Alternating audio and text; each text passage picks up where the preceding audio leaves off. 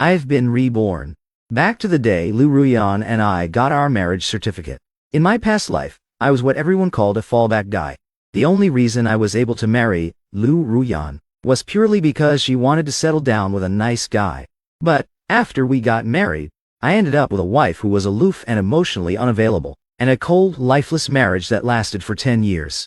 So this time, I intentionally showed up an hour late, and in that 1 hour, I saw with my own eyes how Lu Ruyan received a call from her ex-boyfriend and left in a total panic. She didn't choose to ignore the call like she did in my past life, nor did she choose to wait for me. I stood at the entrance of the Civil Affairs Bureau, looking at the time on my phone, and a knowing smile crept onto my lips. When I opened my eyes, the sky outside wasn't completely bright yet. I stared at the ceiling in a daze for a few seconds.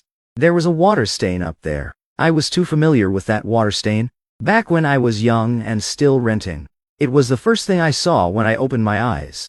Lu Ruyan even mentioned it to me a few times, saying it looked like a resting cat. Wait, no, I shot up in bed. This was the apartment I rented before we got married. I moved out after the wedding. Later, we moved into that 3-bedroom apartment. The place was decorated in the natural wood style she loved. The living room had the decorative painting she brought back from Northern Europe. There were no water stains on the ceiling. I grabbed my phone from the nightstand. I lit up the screen. March 15th, 2024, 7:03 a.m. March 15th. My fingers froze. The screen's glare on my face felt a bit blinding. I remembered this date. I remembered it way too well. For a whole 10 years, every year, on this day, I would subconsciously stare at the calendar a little longer, like some kind of unbreakable muscle memory. March 15th, 2024. The day Lu Ruyan and I got our marriage certificate. We agreed to meet at the Civil Affairs Bureau at 9 a.m. That day, I arrived at 8:40. I stood at the entrance for 20 minutes, watching couples going in and out. Some were smiling, some were crying, and then there was Lu Ruyan, expressionless, like she was just running an errand. She arrived at exactly 9 a.m., wearing a beige trench coat. Her hair was styled nicer than usual, and her lipstick was a brighter red. She saw me, nodded, and said, "Let's go in." No sweet romance, no unnecessary words. We lined up, filled out the forms, took our photos and said our vows. The whole process was as polite and formal as handling official business. When taking the photos, the photographer told us to get a little closer. Lu Ruyan shifted half a step toward me. I could smell her perfume. It was the one we picked out at the mall. A week before the wedding when she dragged me along. The sales assistant called it a man-killer scent. She tested it out and asked if it smelled good. I said yes. So, she bought it. Later on, she went through 3 bottles of that perfume. 1 bottle a year. The wedding, buying a house, going home for the holidays, visiting relatives, having a kid. Everything went completely by the book, like a perfectly planned assembly line. Lu Ruyan was a good wife, filial, decent, and level-headed. She kept the house in perfect order, and never embarrassed me in front of others. My parents liked her, and my friends envied me. Even I couldn't pinpoint a single flaw. It's just that there was always a barrier between us, thin and transparent, wrapping around our marriage like cling film, keeping it fresh, but also suffocating it. We slept in the same bed, back to back, scrolling on our phones every weekend. Our conversations always revolved around the kid, the bills, and our parents' medical checkups whenever she went on business trips. I actually felt a sense of relief. 10 years, 1,000 good nights. But never once did we say I love you. I put down my phone, got out of bed and stepped barefoot onto the floor. The March morning was a bit chilly. I walked to the window and pulled back the curtains. The street view outside was both familiar and strange. The breakfast stall downstairs was already set up. A few people were lined up next to the steaming baskets. The pancake lady was cracking an egg onto the grill. I used to live here. I moved out in 2019. Later, this building was demolished. I even passed by it last year, and all I saw were construction fences and tower cranes. So, I really am back. I stood there, watching the sunlight slowly creep in through the window, painting the wall of the opposite building a pale gold. I tried to remember how I came back, but my mind was just a blurry mess. What did I do last night? I think I drank a lot of alcohol. I think, whatever, it doesn't matter. What matters is that it's 7:05 a.m. on March 15th, 2024. Less than 2 hours away from 9 a.m. The time I agreed to meet Lu Ruyan. I could go. Or, I could just not. I stood there and thought for a long time. So long that my feet started to feel cold. So long that the line at the pancake stall downstairs had cycled through 2 groups of people. Then, I turned around and went to the bathroom to wash up. While shaving, I looked at the guy in the mirror. A face 10 years younger. No dark circles. No signs of weathering. My hair was still black. I remembered that face 10 years from now. Exhausted, numb, occasionally staring at the mirror, thinking my life was just going to be like this. After shaving, I changed my clothes. I didn't wear the plaid shirt Lu Ruyan bought me. I picked out a black one. I dug it out from the back of the closet. The tags weren't even cut. I was probably 30 when I bought it, thinking I'd wear it later, and then I just forgot about it. Before heading out, I checked the time. 8:15 a.m. The Civil Affairs Bureau wasn't far from my rented place. A 15-minute walk. If I left right now, I'd be there by 8:30, 10 minutes earlier than in my past life. I stood in the entryway, my hand resting on the doorknob, not moving. Someone was walking up the stairs outside. The footsteps sounded a bit hollow, passing by my door and gradually fading away. The breakfast stall downstairs wafted up the smell of fried dough sticks and soy milk. I caught the scent, and my stomach quietly rumbled. 8:16 a.m. I decided to wait a bit. I didn't know what I was waiting for. I just wanted to wait. I went back inside and sat down on the sofa. The sofa was an old-fashioned fabric one provided by the landlord. The cushions had already sunk in. As soon as I sat down, my whole body sank into it. I leaned back and looked at the clock on the wall. Cheap, plastic frame. The second hand ticked away, but it didn't keep time very well. It was always 2 or 3 minutes slow every month. In my past life, I thought about replacing that clock countless times. But I never did, because I always figured I'd be moving out anyway. Later on, I really did move out, and left the clock for the landlord. I wonder if it's still there now. 8:20 a.m. I took out my phone and swiped the screen a few times. No WeChat messages from Lu Ruyan. No missed calls either. We had talked on the phone last night. She double-checked the time and place. Her tone was completely businesslike. 9 a.m. at the Civil Affairs Bureau. Don't forget to bring your ID and household register. I just said no. And she hung up. That night, I suffered from insomnia. I tossed and turned for a long time before falling asleep. At the time, I thought it was just pre-wedding jitters. Only later did I realize. It might have been something inside my body giving me a warning. 8:25 a.m. I stood up, walked to the window, and looked down. There were more and more people on the street. Students in school uniforms. Office workers carrying briefcases. And old folks coming back from grocery shopping. A young mother walked by pushing a stroller. The toddler inside was waving their hands, babbling something. I thought of our daughter. Her nickname was Tiantian. When Tiantian was 3 years old, Lu Ruyan would take her to early education classes. Twice a week, rain or shine. Sometimes if I got off work early, I'd go pick her up. I'd stand outside the classroom and watch Tiantian play games with the teacher. Her eyes would curve into little crescent moons when she smiled. Tiantian looked just like Lu Ruyan. Her eyes, her nose, her mouth, even the way she frowned was the same. But she loved to smile way more than Lu Ruyan did. When she smiled, 2 little canine teeth would show.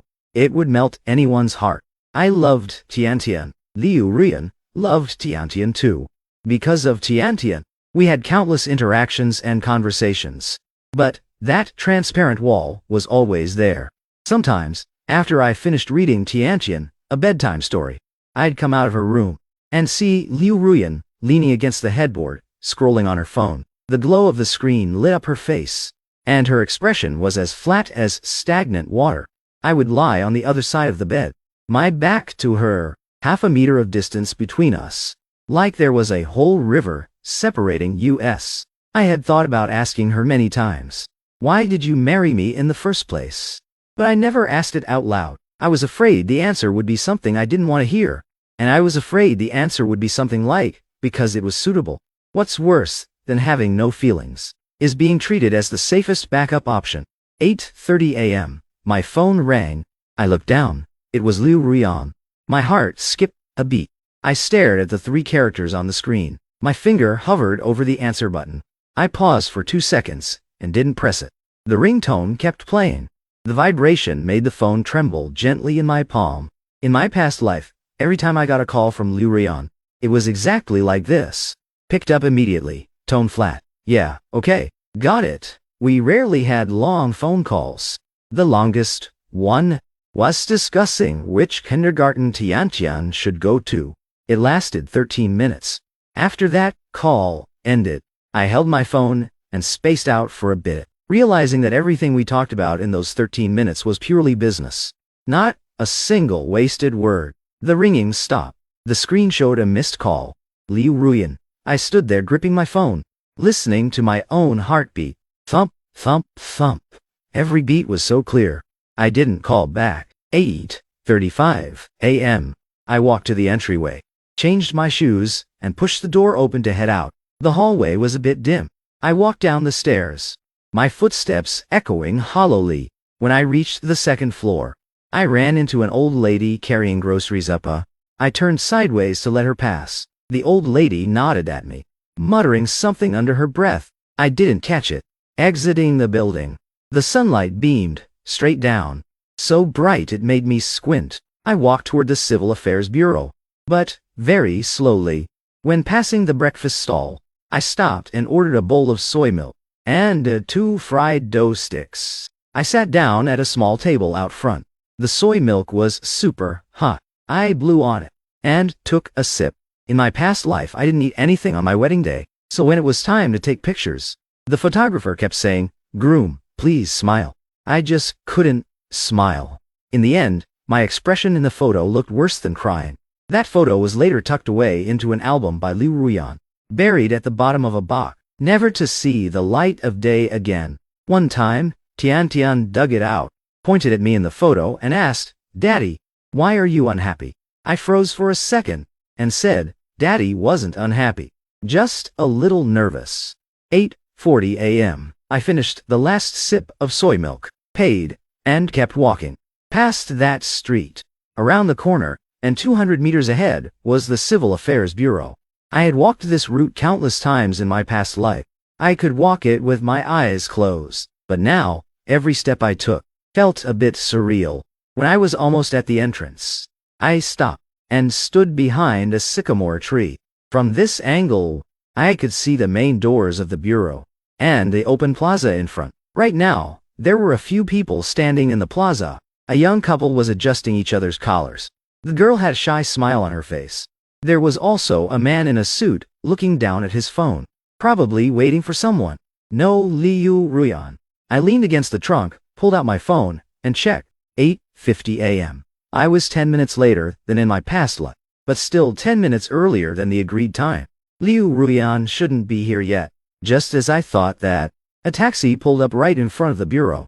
The back door opened. First came a foot in a high heel. Beige. Then the whole person stepped out. Beige trench coat, long hair draped over her shoulders, holding a document folder in her hand. Lu Ruyan. From dozens of meters away, I looked at her. A strange feeling welled up inside me.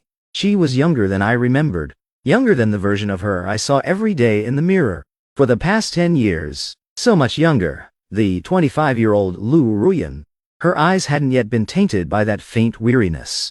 Her posture was straight, chin slightly raised, like a proud white swan.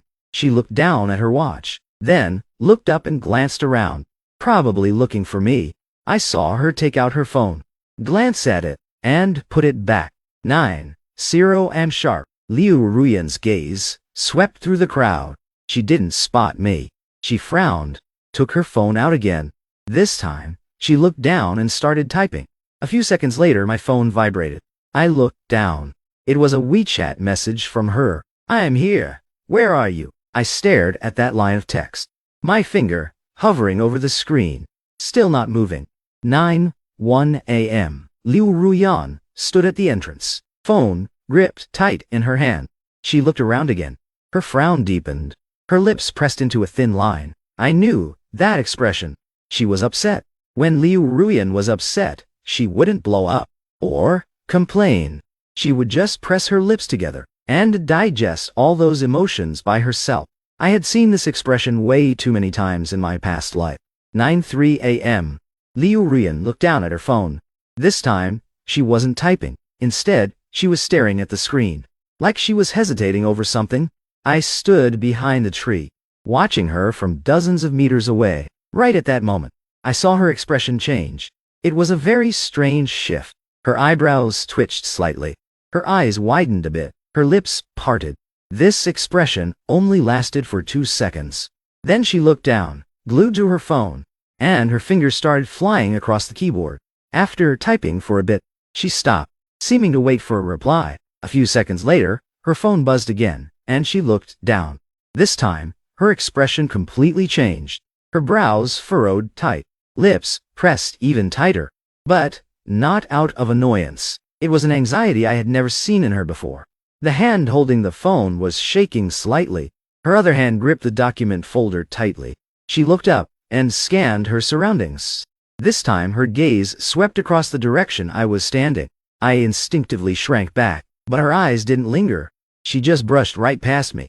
Then I saw Lu Ruyan do something I'd never seen her do.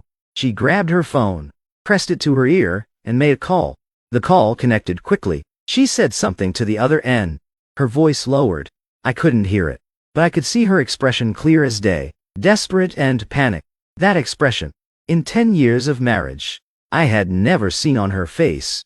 She hung up, stood there, staring at the document folder in her hands, completely motionless. For a solid 10 seconds or more, she stood there frozen, like a statue. Then she looked up and scanned around again. This time, her gaze swept slower, like she was carefully searching for something. I completely hid my body behind the tree trunk, only leaving one eye out to watch. She didn't find me.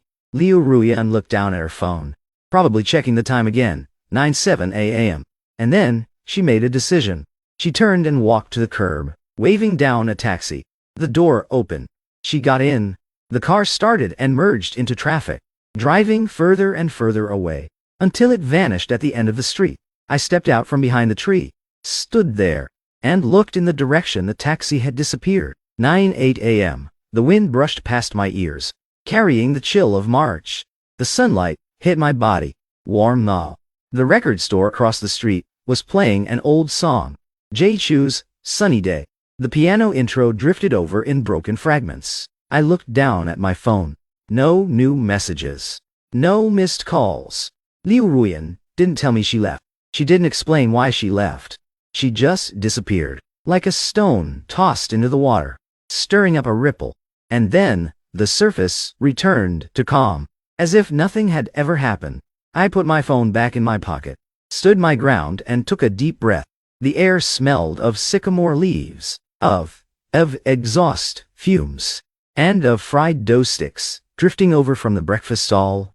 These scents mixed together and flooded my nose, making me feel a bit dazed. I remembered this exact day in my past life.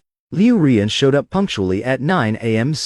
We went in together, lined up, filled out forms, took pictures, and said our vows. I remember when taking the photo, she stood next to me, her shoulder lightly touching my arm. I could feel a bit of warmth through my clothes. When taking the vows, her voice wasn't loud, but every word was enunciated clearly. We voluntarily enter into matrimony. From this day forward, we will shoulder, together, the duties and obligations bestowed by marriage. After finishing, she tilted her head and glanced at me. There was a very, very faint smile on the corner of her mouth. I remembered that smile for a long time, thinking it was a good start. Only later did I realize it wasn't a start, just a part of the process. I stood there for a long time, until my phone buzzed again. I looked down. It was a WeChat message from Lu Ruyan, Ji Boda. I had an emergency, and had to leave first. We probably won't have time today. Let's reschedule. Sent at 9:13 a.m. I stared at those lines of text. I read them word by word, then read them again. Then I typed a single line. Okay, let's do another day, and hit send. After sending it, I shoved my phone back in my pocket, and turned to walk back. Lu Ruyan sat in the taxi, her fingers gripping her phone, so tight her knuckles were turning white. The street view outside flew by. She couldn't focus on anything. Her mind was entirely on the call she just got. Ruyan. Cheng got into an accident. The caller was Yi Tengcheng's secretary. Her voice was choked with sobs. He fell off the scaffolding and lost a lot of blood. We called an ambulance, and he's on his way to the hospital right now. He told me not to call his family, but to call you instead. Yi Tengcheng. Lu Ruyan closed her eyes and took a deep breath. It had been a long time since she last heard that name. They broke up 3 years ago. Yi Tengcheng left town, and she stayed in the city. The day they broke up, he said a lot of awful things.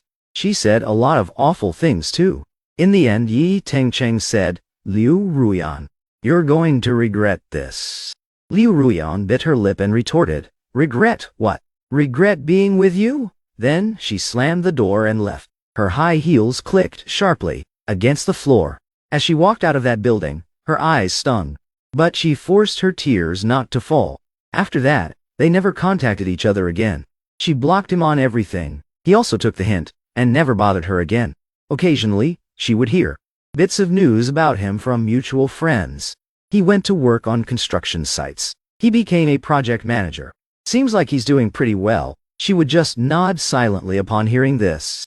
The news would stir up a slight ripple in her heart, but it would quickly fade. She thought they would never cross paths again in this lifetime. Until today, until she was standing outside the Civil Affairs Bureau, waiting to get her marriage certificate with Ji Boda, and her phone suddenly received a text from an unknown number. Ruyan, I'm Yi Tengcheng's secretary, Shu Tingting. Cheng got into an accident. He's in the hospital being resuscitated. He keeps calling your name. Can you come over? Central Hospital, Area. She stared at that line of text, her mind going blank for a few seconds. Then, she dialed the number. The call connected, and Shu Tingting's voice was frantic and panicked. Ruyan. Cheng fell off the scaffolding. He fell really hard, and is in a coma right now. He kept murmuring your name in the ambulance. I didn't know what else to do, so I texted you. She stood frozen, gripping her phone. Everything around her seemed to fade away. The people lining up, the people waiting, the people smiling, the people crying, they all became a blurry background. She could only hear her own heartbeat. Thump, thump, thump, pounding so hard her temples ached. Then, she looked up, and searched all around. She didn't see Ji Boda. She looked down at the time. 9:03 a.m. Ji Boda was 3 minutes late. Lu Ruyan knew she should be angry.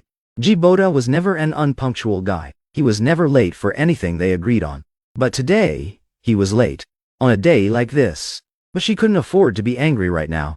She glanced at the text message again, bit her lip, walked to the curb and hailed a taxi. The moment she got in the car, she sent Ji Boda a WeChat message. I'm here.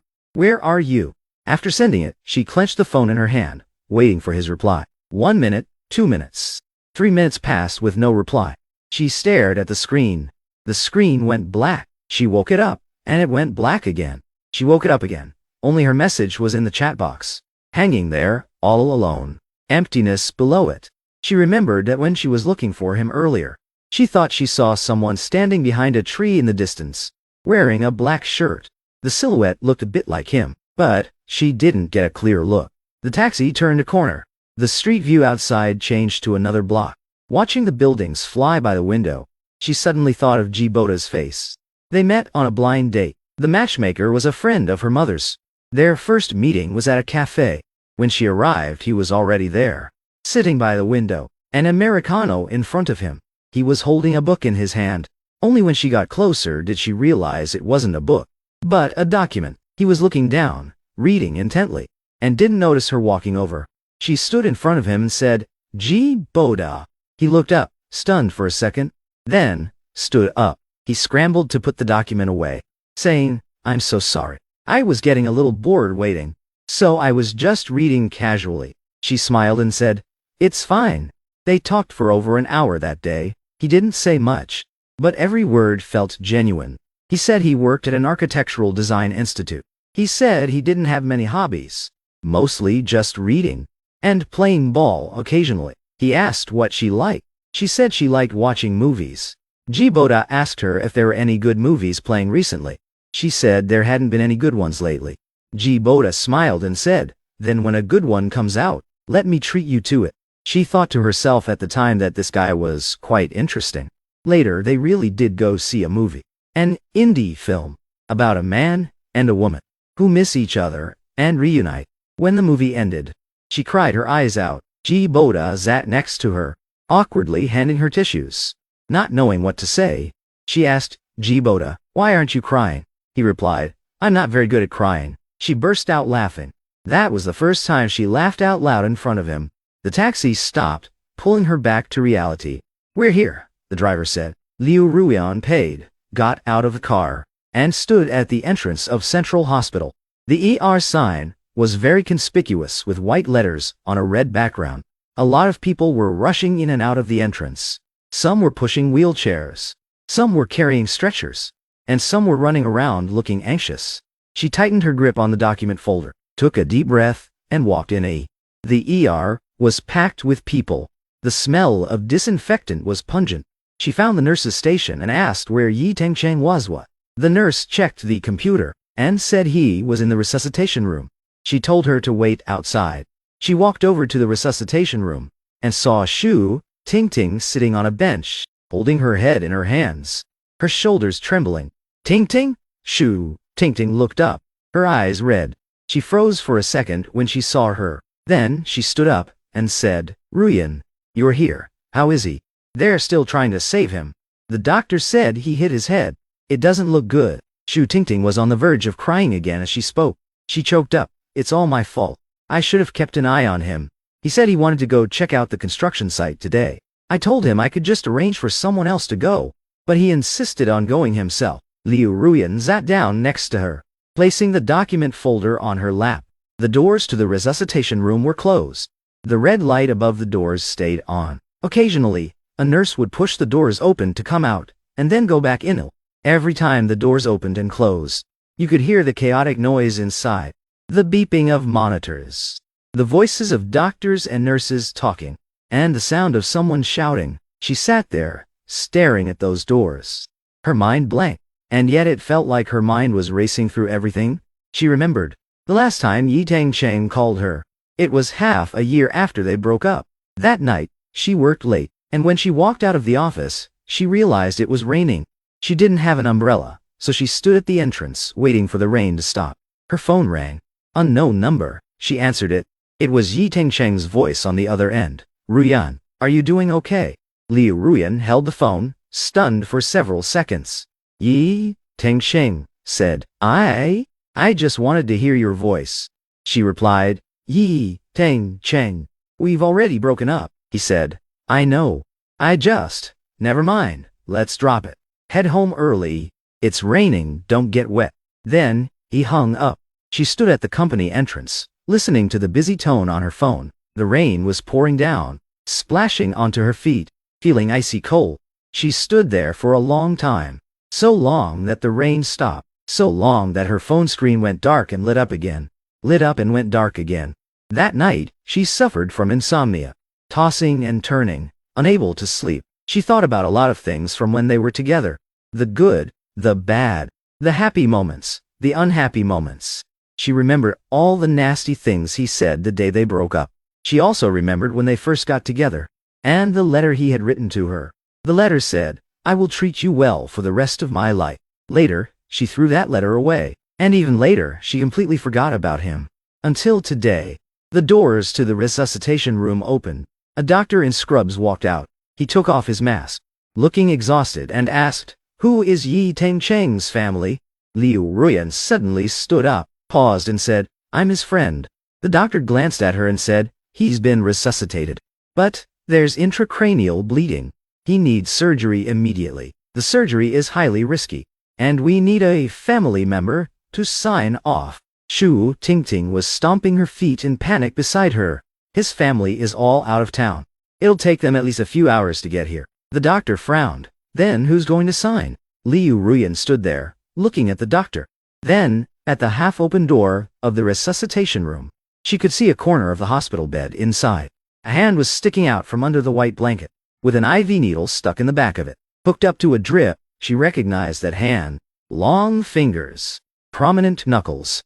It used to hold her hand. "Can I sign?" she heard herself say. The doctor looked at her and asked, "What's your relationship with him?" She stayed silent for 2 seconds. "Ex-girlfriend," she said. "I didn't go home. I walked back from the Civil Affairs Bureau. Passing by that breakfast stall, the owner was clearing the tables. She saw me and paused. "Hey, young man, you're back again. Did you forget something?" "No," I said. "I'll have another bowl of soy milk." I sat in the same spot as before, holding the bowl and drinking slowly. The soy milk was still piping hot, but I didn't blow on it this time. I just took a sip, directly. It burned the tip of my tongue numb. I didn't spit it out, I swallowed it. My phone was on the table, screen facing up. I finished the soy milk and checked the time. 9:45 a.m. It had been 45 minutes since the time I was supposed to get my marriage certificate. I thought back to this day in my past life. Between 9 and 10 a.m., what were we doing? Lining up. We waited in line for 20 minutes. Then, filled out form. I filled mine out fast. Lu Ruyan filled hers out even faster. After we finished, we sat on the bench waiting for our number to be called. Neither of us spoke. We just sat there. I had wanted to find something to talk about, but I didn't know what to bring up. Ask her if she was nervous. I wasn't even nervous myself. Asking that would just seem hypocritical. Ask her if she was hungry. It was only past 9 a.m., too early for that. So, in the end, I didn't say anything. Just sat there. When they called us, she stood up, and I stood up with her. We walked to the window together, and handed over our documents. The staff verified our info, and told us to go take our photos. While taking the photo, the photographer kept saying, "A bit closer. A bit closer." We moved a bit closer, shoulder to shoulder. Then the vows, getting the certificate, and walking out of the bureau. She looked at her phone, and said, "I'm heading back to work."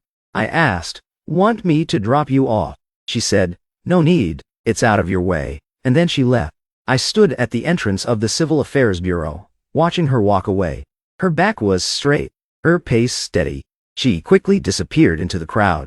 I looked down at the little red booklet in my hand. Opening it up, the two people in the photo both had very official smiles. I put the red booklet away and also went back to work. That night, we had dinner together, at a restaurant near my workplace. Consider it a celebration. She ordered a bowl of noodles. I ordered a rice dish. We ate and chatted. The topic was entirely about work. After eating, I went to pay. She said, "Let me." I said, "No need." And she didn't insist. When we left the restaurant, it was already dark. I walked her to the subway station.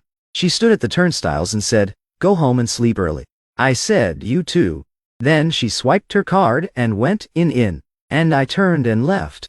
That was the first day of our marriage. I finished the last sip of my soy milk and put the bowl down. The owner came over to clear the bowl and casually asked, "Hey, young man, is something up today? Your expression doesn't look quite right." I was slightly taken aback, smiled and said, "Nothing's wrong." The owner took the bowl and left. I sat there, watching the people coming and going on the street. At 10:00 a.m. sharp, my phone buzzed. Lu Ruyan sent a message. "Sorry, I really won't be able to make it today. Let's do another day." Another day. I stared at those words, and my lips twitched. In my past life, there was no another day. We did it on that exact day. At that exact time. Not a minute off. If I had actually arrived at 9 a.m. today, we would have gone in to get our certificate, and then lived through those 10 years. And then, I'd get drunk, and then, wake up. But now I didn't. I was an hour late. And in just this 1 hour, I saw a completely different Lu Ruyan. A Lu Ruyan who could panic, who could get anxious, who would drop everything for a person, turn around and leave. That Lu Ruyan had expressions on her face I had never seen before. Brows furrowed, lips pressed tight, fingers trembling slightly as she gripped her phone. I knew her for 10 years, and never saw her look like that. I used to think she was just that kind of person. Calm, detached, always composed. I didn't know she could panic too, or lose her cool, or drop everything to run off. After receiving a single phone call, I didn't know who made that call, but I knew for damn sure it wasn't me. I stood up and headed home. When I got to the ground floor of my building, I saw a familiar figure, Lu Ruyan. She was standing at the entrance of my rented apartment building, looking down at her phone. She didn't notice me walking over. She was still wearing that beige trench coat, but her hair was a bit messy, and her face showed the exhaustion of rushing around. Why would she be here? My steps faltered for a moment. Then I kept walking. My footsteps startled her. She looked up, saw me, and froze for a second.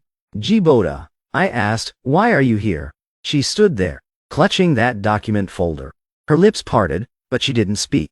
I walked up to her, stopping about 3 steps away. The two of us stood face to face, separated by the March sunlight and breeze. Today, she began, her voice a bit hoarse. Yi Cheng got into an accident. Yi Cheng. Hearing that name, I ran it through my mind. I had heard this name in my past life, not long after we got married. She received a call once, and her expression seemed off. I casually asked, who is it?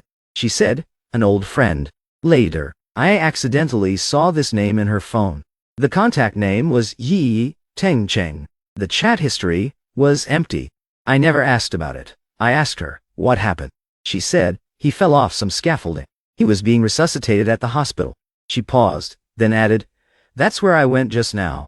To the hospital. I nodded and said, is he okay? They managed to save him, but he needs surgery. He's still not out of the woods. She continued, his family hadn't arrived yet.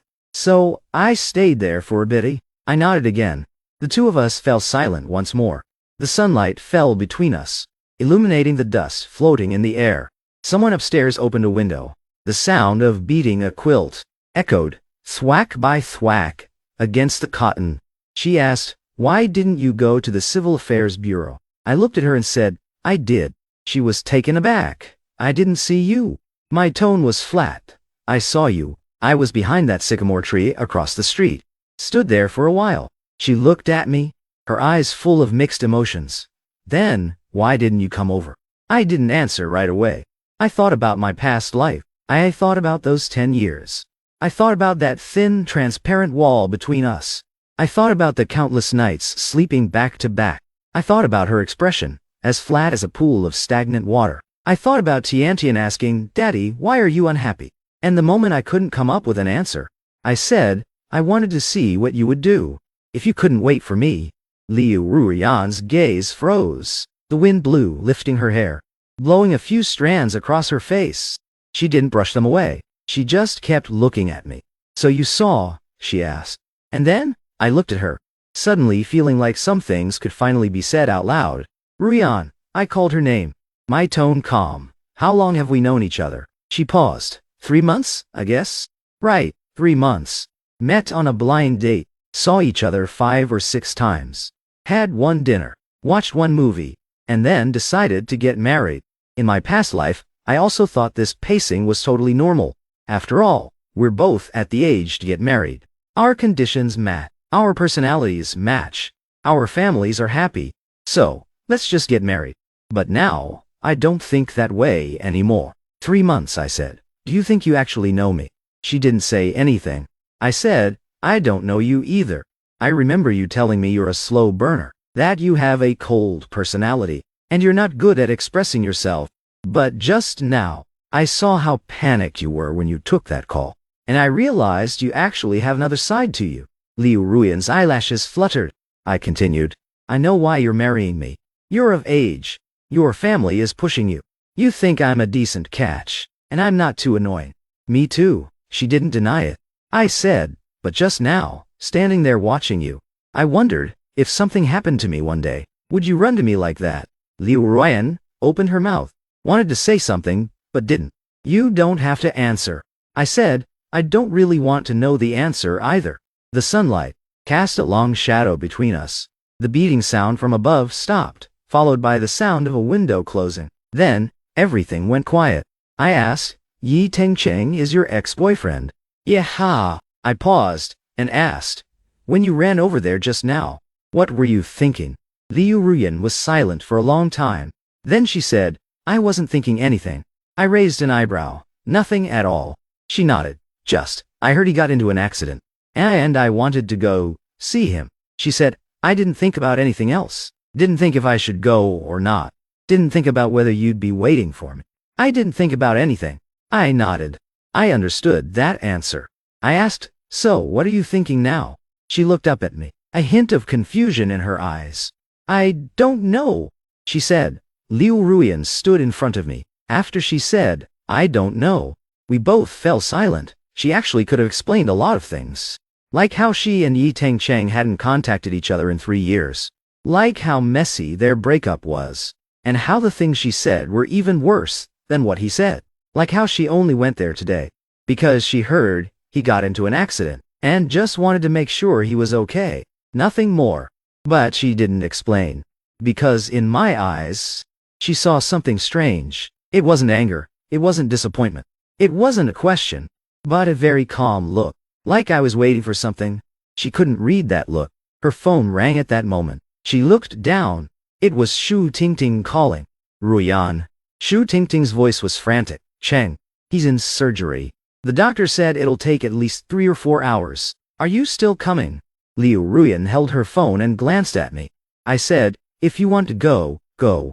She paused for a second, then spoke into the phone. I'll be there in a bit. She hung up. She looked at me, wanting to ask something but not knowing how. Go ahead, I said. I don't have any plans. Then you, I said. I'll head back up. Call me if anything comes up. With that, I turned and walked into the stairwell. Lu Ruyan stood at the entrance, watching Ji Boda walk up the stairs. His pace was neither fast nor slow. Every step was planted firmly. When he reached the landing, he paused for a moment, but he didn't look back and continued up. Only when his back completely disappeared into the stairwell did she turn around and head toward the hospital. When she arrived at the hospital, Shu Tingting was still sitting outside the operating room. Seeing her arrive, she stood up, her eyes red again. Ruyan. Lu Ruyan asked, is he out yet? Shu Tingting said. The doctor said the surgery is very complicated, and they have to take it slow. She sat down next to Shu Tingting, placing the document folder on her lap. Shu Tingting glanced at the folder, stunned for a second, and asked, Ruyan, did you have something going on today? She looked down at the folder. Inside was her household register, ID card, photos, and all the documents she had gone out to copy yesterday. When she was preparing these things, she checked them item by item, double-checking to make sure nothing was missing, just like she would prepare for any important work task. Now these things were just sitting on her lap, and she didn't use a single one. Lu Ruyan shook her head and said, nothing. Shu Tingting didn't press further. The two of them just sat on the bench, looking at the tightly closed doors of the operating room. Time passed very slowly. Occasionally, a nurse would come out, and they would look up. But the nurses just hurried past. They weren't looking for them. Lu Ruyan looked down at her phone screen, which lit up and went dark. Went dark and lit up. Ji Boda hadn't sent any messages. She opened her chat with him. The last message was still the one she sent. Let's do another day. She typed a few words, then deleted them. Typed a few more words, then deleted them again. In the end, she didn't send anything. Around 3 p.m., the doors to the operating room finally opened. A doctor walked out, took off his mask, with a look of relief after the exhaustion. The surgery was a success. The patient is out of danger for now, but we still need to monitor for any complications. We'll have to see his condition after he wakes up. Lu Ruyan stood up. Her hanging heart finally dropped halfway. Thank you, doctor, she said. The doctor nodded and left. Shu Tingting clasped her hands together beside her, muttering something, probably thanking the gods and Buddhas. A little while later, Yi Cheng was wheeled out, his face wrapped in gauze, his body hooked up to various tubes, his face frighteningly pale. Lu Ruyan looked at that face, feeling both strange and familiar. She followed him into the ICU. The nurses got him settled in, gave them some instructions, and then asked them to leave, saying the patient needed rest, and that family could wait outside. Lu Ruyan stood outside the ICU, looking at him through the glass. His brows were furrowed. Even in a coma, they were furrowed. She remembered he used to say, he always frowned when he slept. His mom said it was because he worried too much. But he never admitted it. Now she saw that frown again. Ruyan. Shu Tingting whispered beside her. Cheng, he never forgot you. Lu Ruyan didn't say anything. Shu Tingting continued. He mentioned you to me so many times. Said the thing he regrets most in his life is breaking up with you. He still has your old photos saved in his phone. I've seen him. Miss Shu, Lu Ruyan cut her off. Don't say any more. Shu Tingting closed her mouth, standing to the side and stealing glances at her. Lu Ruyan stood there, looking at the man through the glass. But in her mind, she was thinking of Ji Boda. She thought of him standing in front of her, saying, I don't really want to know the answer either. That calm look in his eyes. She thought of him turning to walk into the stairwell, pausing at the landing, but never looking back. She suddenly felt a bit tired. Not physical exhaustion, but like something in her heart was plummeting, falling endlessly, with no bottom in sight. Her phone rang. She looked down. It was a message from Ji Boda. How did everything go? She stared at the text, froze for 2 seconds, then typed. The surgery was successful, still being observed in the ICU. After sending it, she waited a long time for his reply. He only replied with one word, okay. I sent that, okay, and put my phone aside. I lay on the sofa in my rented apartment, staring at the water stain on the ceiling. My mind was a chaotic mess. Ever since getting back from the Civil Affairs Bureau, I had been thinking about one question. If I had arrived on time today, what would have happened? I knew the answer too well. We would get our certificate and get married. Live out those 10 years. She would be a good wife. I would be a good husband. We would have a cute daughter. We would start paying off the mortgage, enroll our kid in early education classes, go home for the holidays and deal with relatives. We would maintain a respectable marriage in front of outsiders. We would sleep back to back in bed for 10 years. We would get old, get tired, get more and more silent, until one day, one of us finally couldn't help but ask, what exactly are we doing? I didn't know who would ask first, nor did I know if she would ever ask. But things were different now. Today, I wasn't on time, and she didn't wait for me. She ran to the hospital because of a phone call. I stood behind the tree and watched it all happen. We hadn't gotten our certificate yet. That thin, transparent wall between us hadn't been fully built yet. There was still a choice. I could continue. I could reschedule with her. I could keep following the original script. I could pretend I didn't have the memories of those 10 years. Keep playing the role of someone who didn't know anything. Live that predictable, unchanging life. Or, I could choose not to continue. I could tell her we weren't a good fit. Let's just call it off. And she would probably pause for a second, then nod and say, okay. She would go back to her life. She would keep waiting for his call, and would. What? I didn't know. I only knew that, in my past life, she waited for 10 years, and never got that call. Or rather, she got it. Wasn't the one making the call. I thought about that day at the hospital, her standing outside the operating room, looking through the glass at the person inside. That expression, I had never seen it before. But in that moment, I suddenly understood something. Turns out she could look at someone like that. It's just that the person wasn't me. My phone vibrated again. I picked it up. It was a message from Lu Ruyan. Yi Teng Cheng woke up. I stared at the line, typed a few words, and deleted them. In the end, I just sent, A little while later, she sent another one. His family is here. I left. I looked at the message, not knowing how to reply. I knew where she was right now. Coming out of the hospital, standing on the curb, probably waving down a taxi. I knew she was wearing that beige trench coat, hair a bit messy, face showing exhaustion. I knew she was still holding that document folder, containing all the materials we were supposed to use today. But I didn't know what she was thinking. Didn't know where she wanted to go now. Home. Or to my place. I didn't ask. A moment later, she sent another message. Where are you? I looked at those 3 words, hesitating for a few seconds. Then I typed, at home. After sending it, I sat up and looked at the door. I was waiting for her to come, and waiting for an answer. Lu Ruyan stood at the hospital entrance, looking at those 2 words on the screen. At home. She looked up, looking at the street outside. The sky had already darkened. The streetlights weren't on yet, but car headlights illuminated the street one after another, merging into a flowing ribbon of light. The wind blowing over was a bit chilly. She pulled her trench coat tighter. She should go home. Go home, take a shower, change clothes and get a good night's sleep. Too much had happened today. She needed time to process it all. But she didn't walk towards the subway station. She stood on the curb, waved down a taxi, and gave the address to my apartment complex. The car started. The street view outside the window quickly retreated. She leaned back in the seat, closed her eyes. Her mind a tangled mess.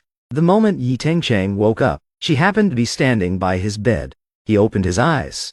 His cloudy gaze swept around the hospital room, and then landed on her face. He looked at her for a few seconds. His lips moved, letting out a hoarse voice. Ruyan, she nodded. His eyes suddenly turned red. At that moment, somewhere deep in her heart trembled violently. Not out of emotion, but because in that split second, she suddenly remembered things from years ago. When they first got together, he was hospitalized once. She took time off work to stay with him, not leaving his side for 3 whole days. He woke up in the middle of the night to find her asleep resting on his bed, her brows furrowed, mouth slightly open, like a child. At that time he thought to himself, this is the person for the rest of my life. Later, they still broke up. His family didn't approve. He was caught in the middle, torn between the two. In the end, he chose his family. The day they broke up, he stood in front of her, head bowed, full of guilt. He said, Ruyan. I'm sorry, she replied. What good does sorry do? Then, he slammed the door and left. He never cried again after that, until today, lying in a hospital bed, looking at her with red eyes and asking, why are you here? She said, your secretary called me. He nodded, closed his eyes, and after a long while, added, thank you. Just 2 words, thanking her for making the trip today. She stood there, not knowing what to say. Later, the nurse came in, and said family members could visit now. She backed out, and saw his parents running from the end of the corridor. In a complete panic, she couldn't read the expressions on their faces. She stood at the door and watched them going in, listening to his mom cry inside, and his dad whispering something beside her. Then, she turned and left. When she reached the hospital entrance, she sent Ji Boda that message. Now she was sitting in a taxi heading to his place. She didn't know what she was going there to do. Maybe just to see him. The taxi stopped. She paid, got out, and walked into that old, dilapidated building. The stairwell was very dark. One of the motion sensor lights was broken. The remaining one wasn't very bright either. She walked up the stairs, her footsteps echoing in the empty hallway. When she reached the 3rd floor, she stopped and looked at that door. There was no apartment number on the door, just a faded fortune character, probably put up for the new year, and not completely peeled off yet. She took a deep breath and raised her hand to knock. The door opened. I stood in the doorway, saw her, and didn't speak. I turned sideways to let her in. The room was very small, even smaller than my rented place. 1 sofa, 1 bed, a wardrobe and a table. On the table was a bowl of instant noodles, already soggy, chopsticks resting beside it. She stood there looking around. This was the place I live. 3 years from now, we'll get married, move into the apartment where her family paid the down payment, and I never came back here again. Have a seat, I said. She sat down on the sofa. Sinking in, the sofa cushion gave way quite a bit. I stood by the window looking at her. Neither of us said a word. After a long time, she said, Yi Tengcheng woke up. His family arrived. So, I left. She paused, not sure what to say next. She said, I don't know if what I did today was right. I looked at her and didn't respond. She said, I haven't contacted him in 3 years. Today, I suddenly got a call saying he was in an accident, and I just ran over without thinking. I nodded. She asked, are you mad? Not mad, I said. She froze for a second and asked, why aren't you mad? I looked into her eyes. I said, because I wasn't on time today either. She fell silent. I said, I was standing behind that tree, watching you wait for me for 10-something minutes. Watched you take that call. Watched your expression change. Watched you run off. Right then, I was thinking, the person you were waiting for should have been me. But when you ran off, the person on your mind wasn't me. Her heart violently lurched. Ruyan. I called her name. With a very calm voice, I asked, have you ever loved me? She opened her mouth, wanting to say she did, but those words got stuck in her throat.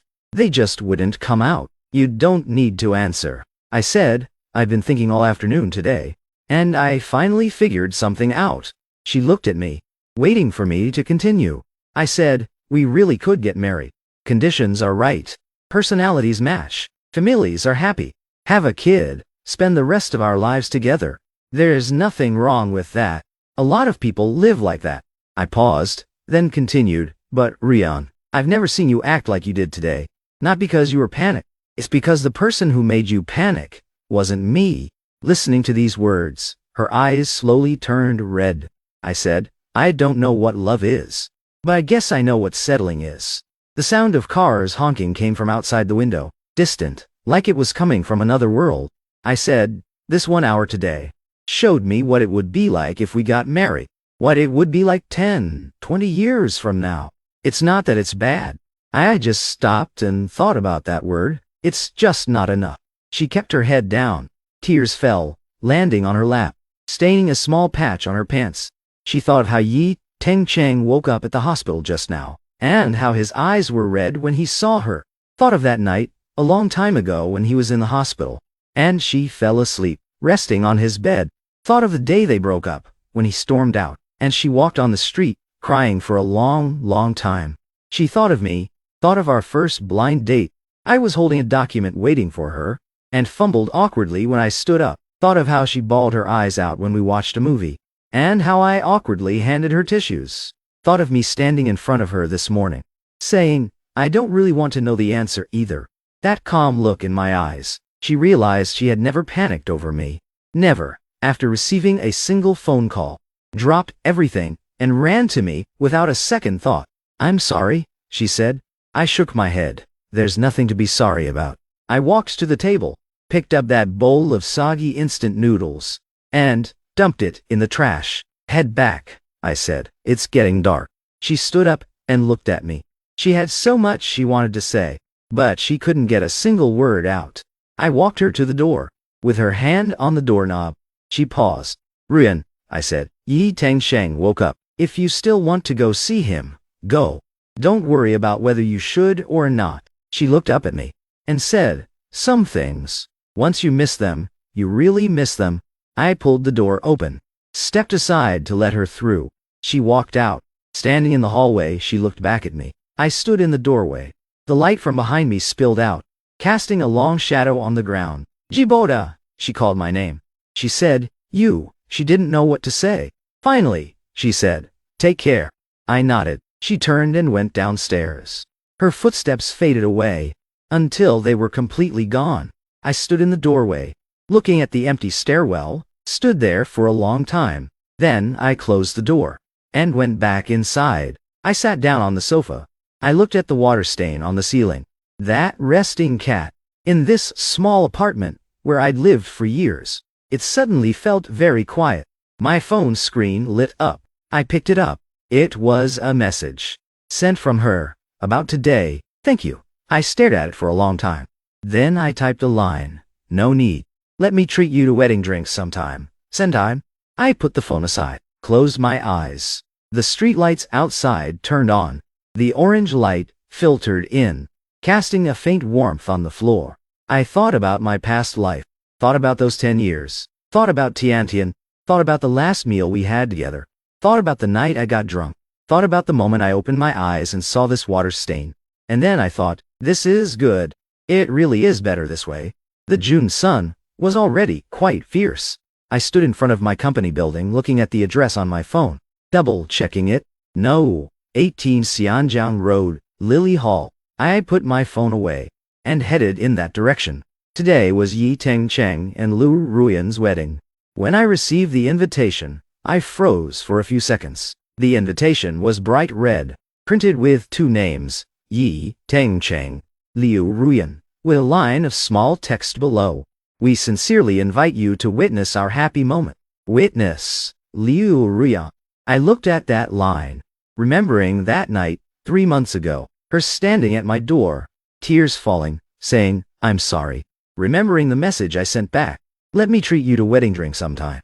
I didn't expect it to actually come true. I put the invitation away, went to the mall to pick out a red envelope, and put $600 in it, 660, double sixes for smooth sailing, for good luck. The wedding was scheduled for 11:18 a.m.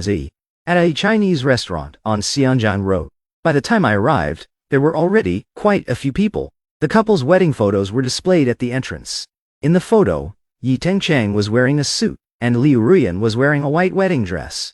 The two of them leaned against each other, smiling beautifully. Yi Tengcheng's smile was a bit goofy, and Lu Ruyan's smile was a bit shy. The sunlight fell on them, giving the photo a faint golden glow. I stood there and looked at that photo for a while. Then I walked in and handed the red envelope to the person collecting gifts at the door. The person asked, "Excuse me, are you a friend of the bride's or a friend of the groom's?" "The bride's," I said. The person jotted it down in a notebook, then handed me a bag of wedding candies and said, "Right inside. Straight ahead to the lily hall, then turn left." I took the wedding candies and walked in. There were over a dozen tables set up in the lily hall. Many people were already seated. I found a random seat in a corner and sat down. I put the wedding candies on the table. The wedding hadn't started yet. The MC was adjusting the sound system on stage. Soft music was playing. Some people were chatting. Some were scrolling on their phones. Kids were running up and down the aisles. The sunflower seeds, peanuts, and candies on the table were arranged neatly. Red tablecloths. Golden tableware. Very festive. I unwrapped a piece of candy and popped it in my mouth. The milk candy was soft. A bit too sweet. 11:18 a.m. The wedding started right on time. The MC went on stage and gave a few opening remarks. Then he invited the groom on stage. Yi Tengcheng walked out from a side door, wearing a black suit and a bow tie, a smile on his face. His injuries were completely healed. You couldn't tell that 3 months ago, he almost lost his life. The MC asked if he was nervous. He said he was. People in the audience started cheering, telling him to sing a song. He waved his hands and said he couldn't sing. Then the music changed. It was the wedding march. The main doors opened. Lu Ruyan, wearing her white wedding dress, linked arms with her father, and walked in slowly. I sat in the corner, watching her walk forward, step by step. Her wedding dress was a strapless style. The skirt was very long, trailing on the floor. Her hair was done up, wearing a small tiara. Her makeup was flawless, a smile playing on her lips. Her steps were steady, every step perfectly in time with the music's beat. Not too fast, not too slow. When she reached Yi Tengcheng, her father placed her hand in Yi Tengcheng's hand. He said a few words. Yi Tengcheng nodded, his eyes a bit red. Then they stood facing each other.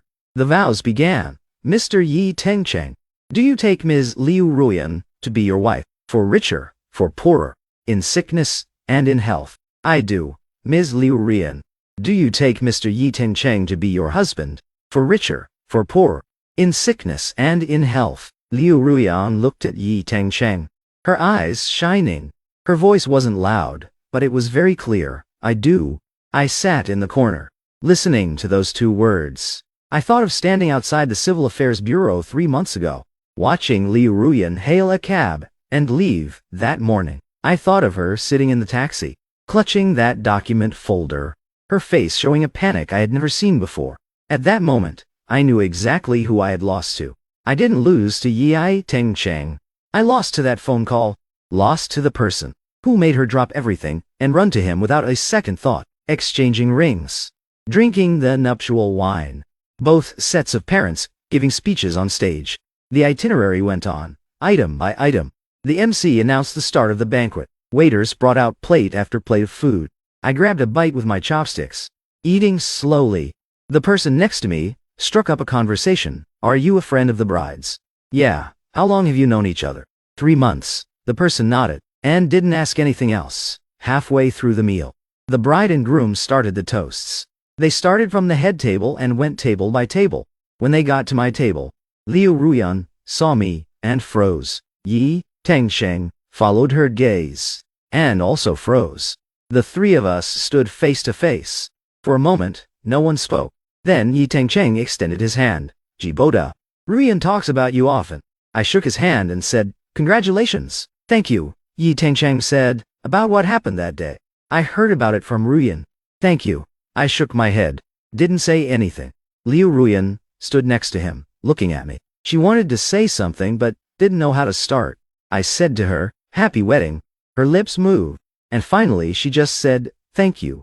I raised my glass to toast them. Yi Tengcheng and Lu Ruyan raised their glasses too. The three of us drank together. The alcohol was baijiu, a bit spicy, burning down my throat, warming up my stomach. After drinking, Yi Tengcheng and Lu Ruyan moved to the next table. I sat back down and continued eating. The sunlight outside happened to fall in, casting patches of gold on the floor. When the wedding ended, it was already past 2 p.m. I followed the crowd out. As I reached the door, someone called out to me, "Ji Boda." I turned around. It was Lu Ruyan. She had already changed out of her wedding dress, and was wearing a red kipao. Her hair was down, her face slightly flushed from the toasts. She stood at the door, holding something in her hand, looking at me. I walked over. She said, "This is for you." She handed the item over. It was a red envelope, but not the one I had just given her. This red envelope was much thinner, probably didn't have money inside. I took it and opened it. Inside was a photo of a newlywed couple, wearing a white dress and a suit, standing at the vow altar. Both of their expressions were very serious. One was saying, "I do." The other was listening.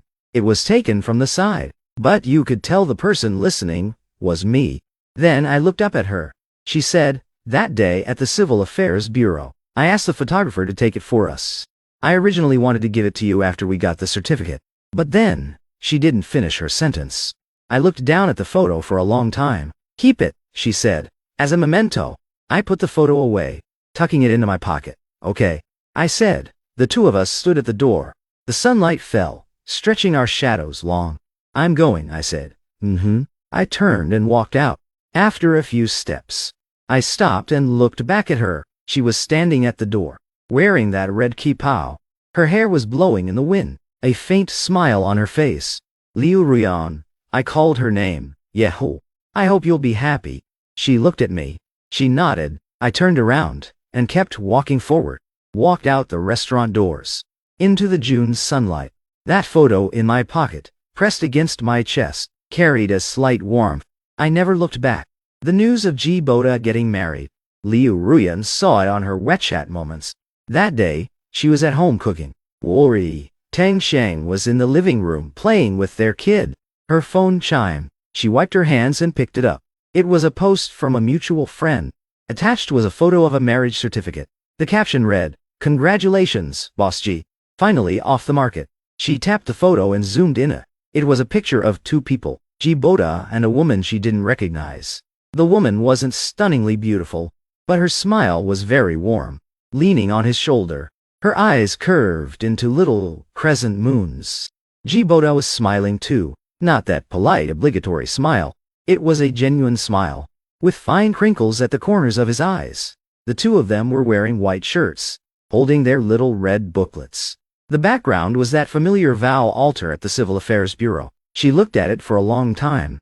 Yi Tengcheng came over holding their kid, and leaned in to look. "What are you looking at?" She locked her screen and said, "Nothing. A friend got married." Yi Tengcheng leaned in and kissed her. "We're married too." She smiled, put her phone down, and went back to cooking. That night, she lay in bed tossing and turning, unable to sleep. Yi Tengcheng was sleeping soundly beside her, breathing evenly. She turned her head and looked at his face. Moonlight seeped in through the gap in the curtains, casting a pale white sliver across his face. She thought about a lot of things. Thought about that morning 3 years ago, standing outside the Civil Affairs Bureau and getting that phone call. Thought about sitting in the taxi, rushing to the hospital, with only one thought in her mind: he couldn't die.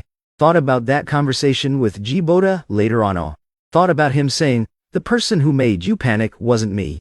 Thought about her wedding day, him standing at the door looking back at her, saying, "I hope you'll be happy." She didn't know what his life was like now. Didn't know who the woman he married was. Didn't know if they were happy together. But, looking at his smile in that photo, she suddenly felt a sense of relief in her heart. That was a smile she had never seen before. Not that polite, proper smile she was so used to. It was a genuine smile that reached his eyes. Maybe he had figured something out.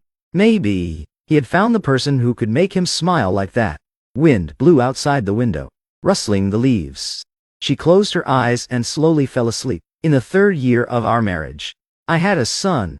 The day my son was born, I waited outside the delivery room, pacing back and forth who knows how many times. The nurse pushed the door open and said mother and baby were both safe. My legs gave out, and I almost collapsed onto the floor. When I went in and saw my wife, she was pale, her hair soaked with sweat, but she still smiled at me. Are you tired? I asked. She rolled her eyes and said, what do you think? You try giving birth, and see if you're tired. I held her hand, not knowing what to say. We named our son, Gu. One character, easy to write. When he turned 1 month old, we hosted a banquet. A lot of people came. Friends, colleagues, and relatives filled over a dozen tables. I held my son and went table to toast. The little guy was sleeping soundly in my arms, completely oblivious to all of this. When I was toasting at one of the tables, I saw a familiar figure, Lu Ruyan. She was sitting in the corner, wearing a light blue dress. Her hair was shorter than before. She had a faint smile on her face. Seeing me walk over, she stood up. Congratulations, she said. I froze for a second. How come you're here? One of Yi Tengcheng's classmates is your friend, she said. He dragged me along. I followed her gaze and saw Yi Tengcheng chatting with the person next to him. He was also holding a kid in his arms, about a year or so old. The kid was tugging at his tie. I asked, is that your second one? She nodded and said, almost 2. I smiled and said, time flies. She looked at the baby in my arms. So tiny, eyes closed, sleeping soundly.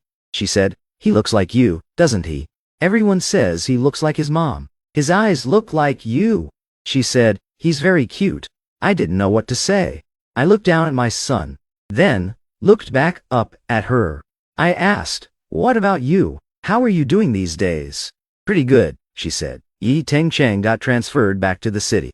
My work is going well too. The kids are healthy. The elders are doing fine. Just an ordinary, quiet life. I nodded and said, that's good. The waiter came over and poured drinks. I raised my glass to toast her. She raised her glass and clinked it with mine. It was juice in her glass, not alcohol. She explained, I have to breastfeed later. That's when I noticed. There was a faint milk stain on the front of her dress. You wouldn't notice it if you didn't look closely.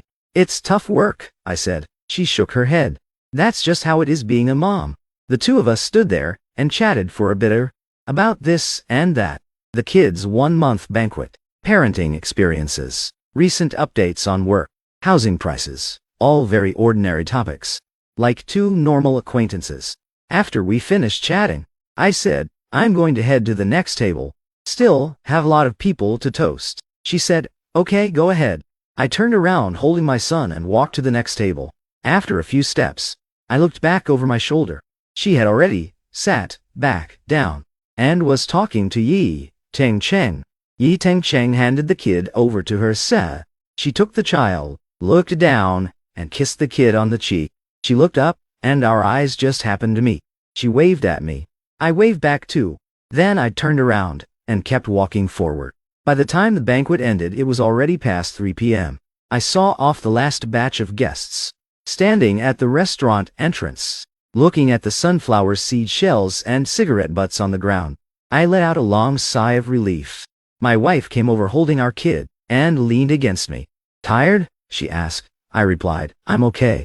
She said, I saw you chatting with a woman for a long time just now. Who was it? I froze for a second, thought about it and said, an old friend.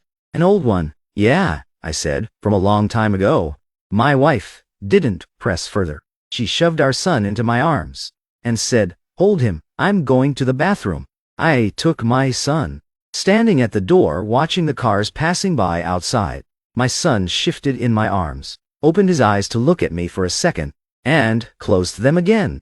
The sunlight fell on us, nice and warm. I looked down at my son's little face, and suddenly thought of many years ago. That figure standing at the entrance of the Civil Affairs Bureau, beige, trench coat, long hair draped over her shoulders, holding a document folder. She waited for over 10 minutes. Then got a phone call, turned around and hailed a cab to leave. I stood behind the sycamore tree watching her walk away. Back then, I thought that was the end. Only later did I realize that was just the beginning.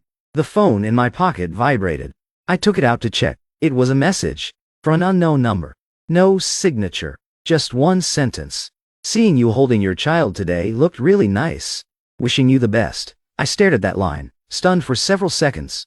Then I looked up and scanned my surroundings. People coming and going. Cars driving past. No sign of that familiar figure. I looked down, typed a few words, and deleted them. Typed a few more, deleted them again. Finally, I just typed 2 words. Thank you. Sent you. I put my phone back in my pocket and walked toward the parking lot holding my son. My wife came out of the bathroom. Jogging to catch up, she asked. Why didn't you wait for me? Aren't you afraid I wouldn't find you? She rolled her eyes at me, like I could get lost. I smiled, handed our son over to her, and said, Here, you hold him. I'll drive. The family got in the car, started the engine and pulled out of the parking lot. As we drove past the restaurant entrance, I glanced out the window. There was hardly anyone left at the door. Waiters were clearing the tables and chairs. The sunlight hit those red tablecloths, looking a bit blinding. I looked away, keeping my eyes on the road ahead, and asked, What's for dinner tonight? Whatever. I groaned, whatever, again. Every time I ask, you say whatever. I asked, How about hot pot then? She said, It's too hot. Then, what do you want to eat? She thought about it and said, I want to eat crawfish. Okay? Crawfish it is. Really, Yeppa? My wife laughed in the passenger seat, her eyes curving into little crescent moons. I glanced at her smile, and smiled too. The car merged into traffic and drove forward. The sunlight from outside spilled in, casting a warm patch of light and shadow on my face. I thought to myself, this is pretty good. Really, it's pretty good just like this. Epilogue. It was another March 15th. I stood by the window, looking at the street outside. 10 years. It had been 10 years since the morning I woke up. The street view outside had changed a lot.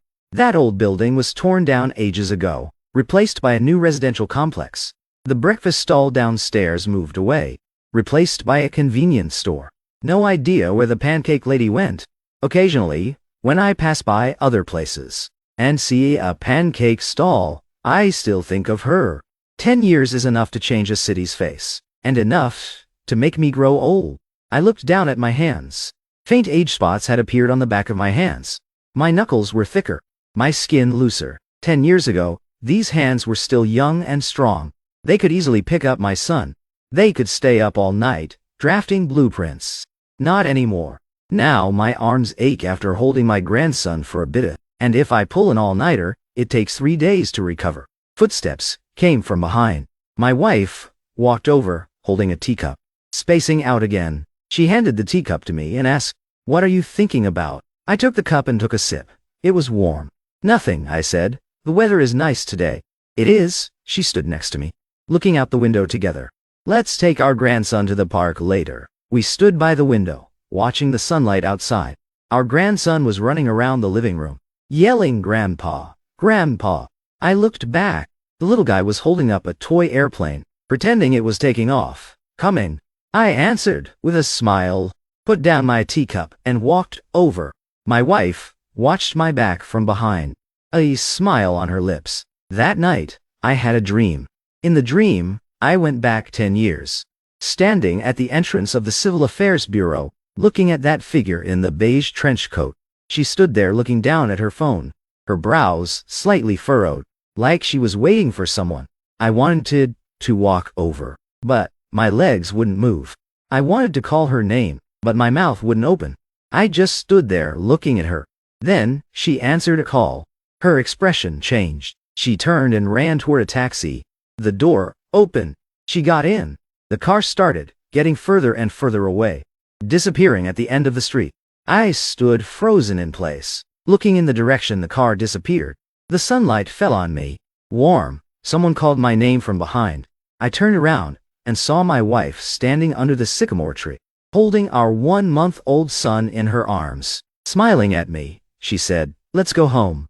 I nodded and walked toward her. After a few steps, I suddenly stopped and looked back one last time. The end of the street was completely empty. There was nothing there. I turned back around and kept walking forward. The sunlight stretched our shadows long. 3 shadows overlapped. Impossible to tell who was who. I walked up to her, took our son, and leaned down to kiss the little guy on the cheek. "Let's go home," I said. We turned together and walked in the direction of home. Behind us was that familiar street, people coming and going, cars driving past. Ahead was that old building we had lived in for many years. A few pots of pothos sat on the windowsill, shining a bright green in the sunlight. I held my son, walking forward step by step, and I never looked back again.